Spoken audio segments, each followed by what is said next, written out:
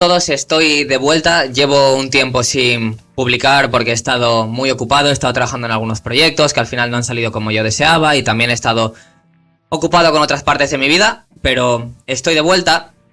Y como quiero enfocar un poco el canal hacia la inteligencia artificial, porque creo que es un campo súper interesante, creo que está seguramente destinado a cambiar un poco la realidad y desde luego mi realidad profesional como ingeniero de software. Así que voy a presentar una pequeña crítica a la creciente noción pública o a la creciente creencia pública de que en cualquier momento Arnold Schwarzenegger nos va a picar a la puerta desnudo y nos va a decir que Skynet está a punto de destrozar el universo. Y como quizás a mí no me hagáis mucho caso, voy a respaldar esto con una publicación científica que Yann LeCun, uno de los padres modernos de la inteligencia artificial, hizo pública en julio de 2022, perdón. El título, traducido del inglés, es más o menos ¿cuál es el camino hacia la inteligencia autónoma? Yann LeCun presenta una arquitectura constituida fundamentalmente por 6 sistemas o módulos. El primero de estos sistemas es el configurador, que como la propia palabra indica, está encargado de restringir y limitar y preparar a cada uno de los otros sistemas para la tarea en cuestión, para aquello que estemos dispuestos o a punto de ejecutar.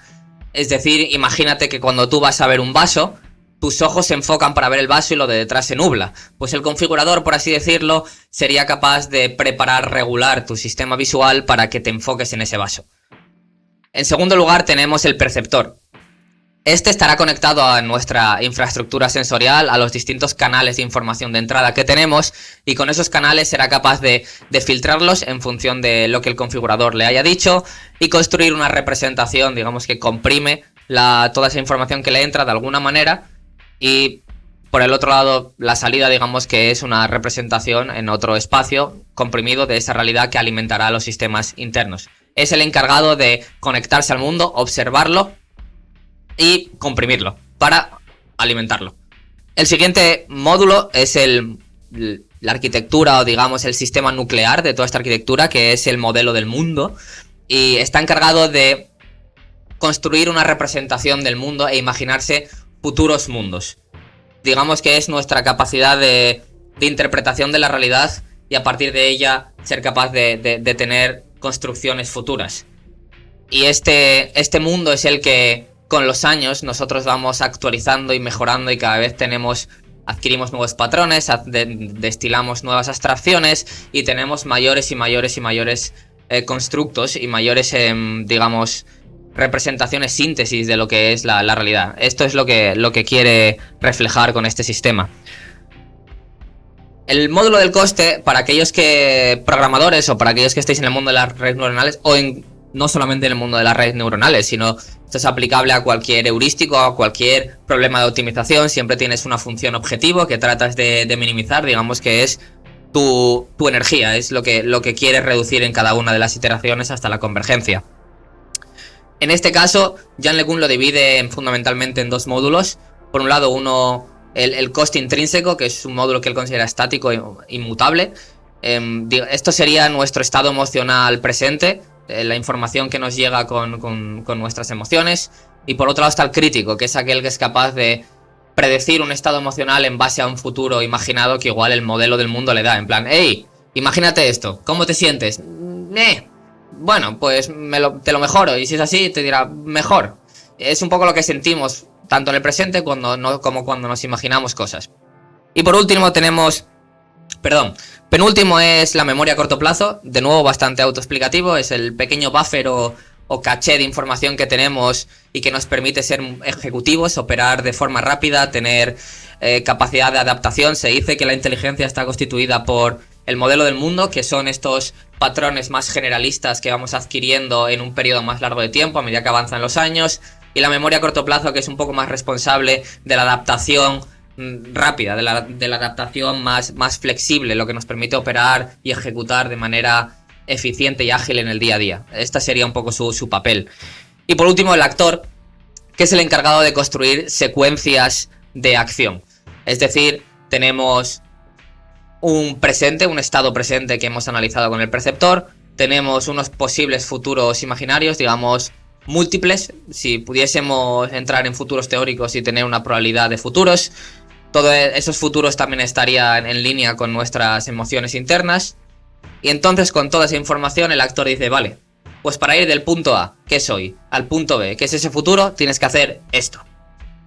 Y la idea es que todos estos sistemas sean técnicamente diferenciables, es decir, los podamos mejorar continuamente. El heurístico es que tengamos una secuencia de acciones, lo comparemos contra las funciones, lo realimentemos, calculemos los gradientes, lo volvamos a modificar los futuros, el coste interno, volvamos a alimentar las secuencias, bla bla bla.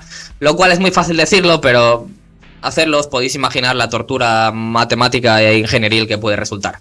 Y con este pequeño prefacio, o teniendo en consideración todo este pretexto y la arquitectura presentada y las críticas presentadas por Yann LeCun en esta publicación, quería destilar una serie de obstáculos o criterios limitantes que, de nuevo, no es una lista exhaustiva, sino que habrá más, pero creo que estos son de suficiente entidad y a veces son obvios, tienen suficiente importancia y creo que pasan demasiado desapercibidos.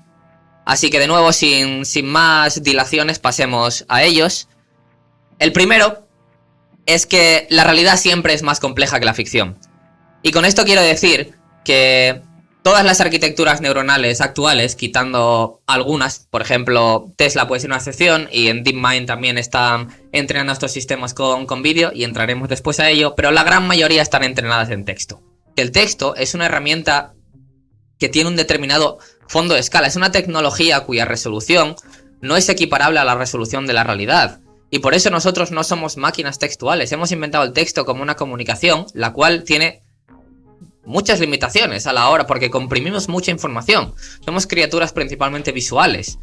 Y por eso, la cantidad de información que somos capaces de absorber con nuestros sensores es muy superior a todo el conjunto, a todo el acumulado de textos de la historia humana. Somos capaces de navegar un entorno y ver a distintas escalas detalles como el polvo encima de una mesa o un paisaje y los pájaros volando. Todo eso es muy difícil de describir con texto. Por eso, un transformador entrenado únicamente en texto nunca va a poder ser un sistema inteligente o autónomo o con agencia o con libre albedrío. Si es que hay libre albedrío, supongamos que sí. Pero bueno, esto conduce naturalmente al segundo punto, que es la estrategia que se está siguiendo en el escalado de estos transformadores, que se puede resumir principalmente en dos partes. La primera, muy relacionada con este primer punto, que es qué tipo de modalidades vamos a utilizar para entrenarlos, y ya estamos hablando, muchos de ellos no solamente es texto, sino que ya son LLMs multimodales, tenemos texto, tenemos audio y tenemos vídeo. Y un pequeño hincapié aquí, sí que creo que con el entrenamiento de vídeo, y es otra de las partes que Yann LeCun menciona al inicio de su paper, haciendo referencia a estudios de neurociencia y psiquiatría en el pasado, como en este gráfico, por ejemplo, vamos a ir al gráfico en un momento. En este gráfico, en el eje X, están los meses de vida de un neonato, de un bebé, y en el eje Y son los distintos conceptos, las distintas abstracciones que va aprendiendo. Vemos como a los pocos meses ya aprende a reconocer caras, a traquear caras, después tiene un entendimiento sobre la persistencia o la permanencia de objetos, empieza a entender el equilibrio, empieza a tener pequeños modelos físicos como la gravedad, la inercia, el momento, después relaciones causales. Creo que estos conceptos van a emerger en estas redes neuronales entrenadas en vídeo. Creo que van a adquirir esto, sobre todo estos entendimientos de los sujetos en una imagen de verdad, cuáles son sus funciones, cuáles son sus relaciones, cuáles son causas y efectos, qué es la gravedad. Digamos que una interpretación de modelos físicos, lo cual es un paso enorme en la creación de inteligencia sintética. No me malinterpretéis, simplemente no va a ser suficiente. Y con esto lo enlazo en el siguiente punto, y es, entrando en un nivel un poco más técnico, en uno de los últimos capítulos, o en una sección del último capítulo de esta publicación, Yann LeCun hace un poco de referencia a cuáles son las limitaciones en el escalado de estos transformadores. Para ello tenéis que entender un poco que cada una de las modalidades que se alimentan en una red neuronal deben convertirse en tokens. Y estos tokens entonces son codificados en un determinado espacio vectorial. Claro, esto funciona muy bien cuando tienes un número discreto de tokens, como puede ser un diccionario, y entonces puedes construir una probabilidad de incertidumbre. Un transformador funciona prediciendo la siguiente palabra, la siguiente objeto, el siguiente clip de audio, de vídeo, etc. Entonces, para ello necesita construir una distribución de probabilidades, una distribución de la incertidumbre. ¿Cuál es la probabilidad de que esto sea esto? Eso funciona bien cuando el posible o el espacio de datos de entrada puede ser abarcado por el entrenamiento. Si metes mucho texto, pues sí, eventualmente vamos a abarcar casi todo el texto posible, casi todas las combinaciones de palabras y semántica y sintaxis que pueden hacerse. Entonces puedes construir una distribución fiable, puedes tener de alta confianza. Pero en el caso de entrenar, en el caso de utilizar otras modalidades continuas y con alta dimensionalidad, como son los vídeos, y tienen alta dimensionalidad porque cada píxel puede ser una variable y cada vídeo representa una fracción ínfima de la realidad, imaginaros cuántos vídeos puede haber, pues el problema de construir una distribución de incertidumbre ya se complica. O la confianza que tendrás en esa siguiente predicción no puede ser muy alta porque no has podido navegar todo el espacio de posibilidades, porque seguramente es infinito. Entonces, digamos que estos transformadores actúan un poco como compresores. Les metes información, la comprimen, la guardan en memoria e infieren en base a lo que le has metido. Pero si no hay nada nuevo, si no han sido capaces de estudiar esa parte de la realidad, seguramente no la puedan inferir y generalizarán mal. Y todos harán overfitting a los datos. Ese es el gran problema o la gran diferencia con sistemas que puedan aprender por sí mismos, observar y aprender y evolucionar y transformarse autónomamente. No lo digo yo, lo dice Yann LeCun. Pero yo también un poco, es mi opinión. Y ahora vamos a saltar al último de las limitaciones. Digamos que lo quiero bajar a un punto más pragmático si no os he convencido con el punto 1 y con el punto 2. Y partiendo de la base de que sea posible escalar un transformador y sea una arquitectura, sea la arquitectura definitiva, por así decirlo, y únicamente escalándolo sea suficiente para construir inteligencia autónoma.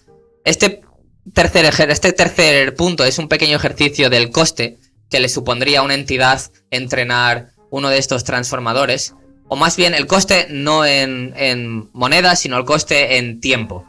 Que al final todos sabemos que el tiempo es dinero, así que me entendéis. La idea o el ejercicio que quiero hacer es el siguiente. Supongamos que queremos entrenar un transformador con una cantidad de datos. De nuevo, para escalarlos es necesario entrenarlos en vídeo. Es necesario pasar del texto al vídeo porque es la forma en la que nosotros percibimos la realidad y es la modalidad de información más rica. Con mayor dimensionalidad. Así que vamos a suponer que tenemos que entrenar un transformador con una cantidad de datos equiparable a los datos que ha absorbido un humano a los 2 años de vida. Y para eso supondremos lo siguiente. Un humano tenemos, como todos sabéis, tenemos 2 ojos, por lo tanto son 2 nervios ópticos. Cada uno de los nervios está compuesto más o menos por 1 millón de fibras. Cada uno de esas fibras es capaz de transportar unos 10 bits por segundo por fibra. Y suponemos que hacemos esto durante 2 años. 2 años. ¿Ok? Con esto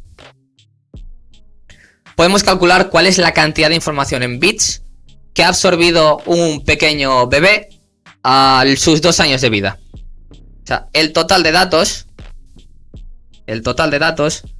será igual a la multiplicación de 2 nervios por 1 millón de fibras por 10 bits por segundo por fibra y por 2 años por 365 por 24 y por 3600 segundos.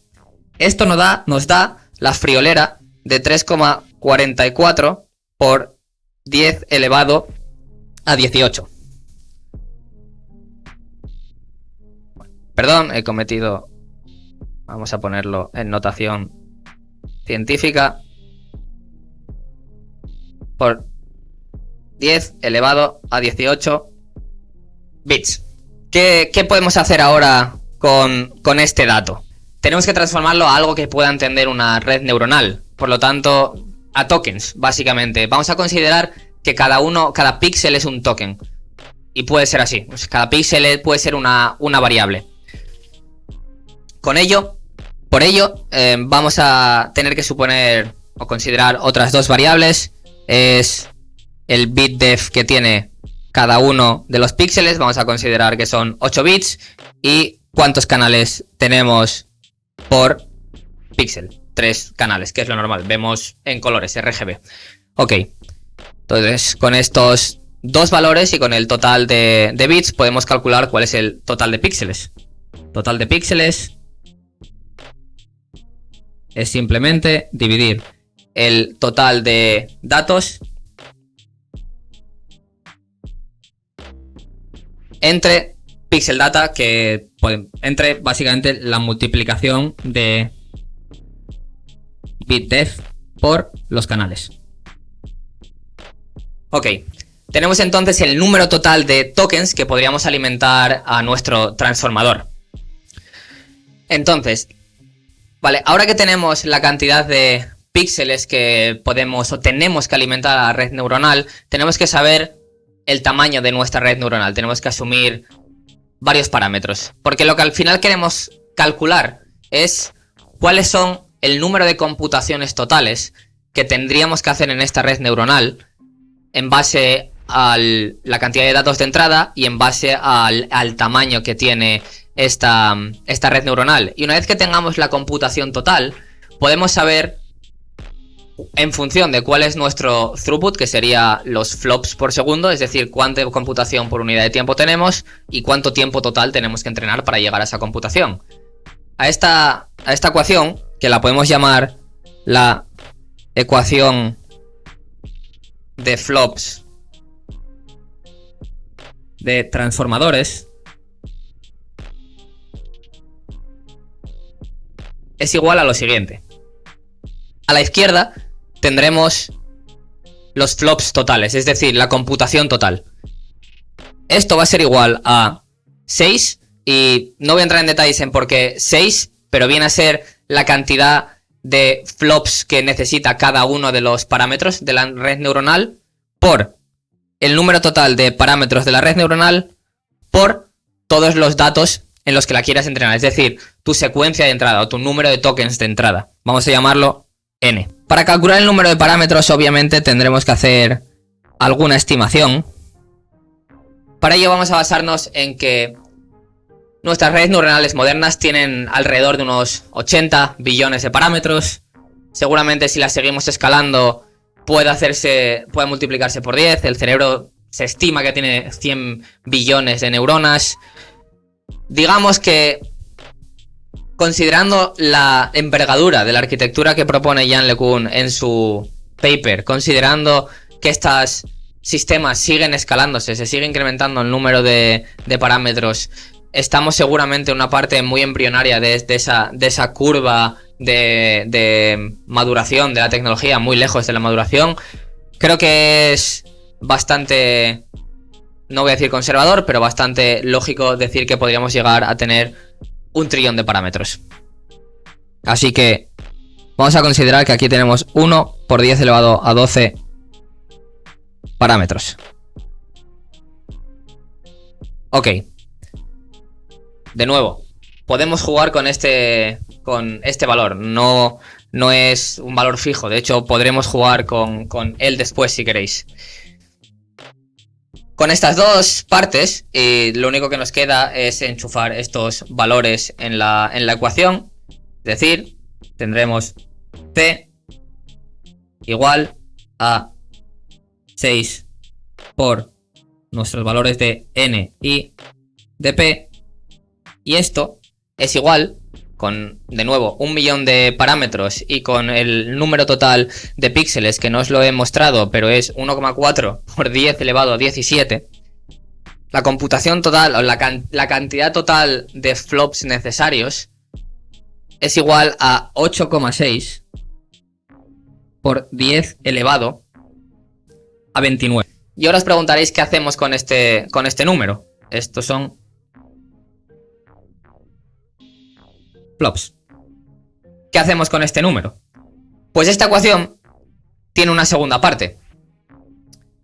La computación total es igual a la computación por unidad de tiempo, es decir, a tu throughput, a tu ratio de computación por el tiempo total que estás computando.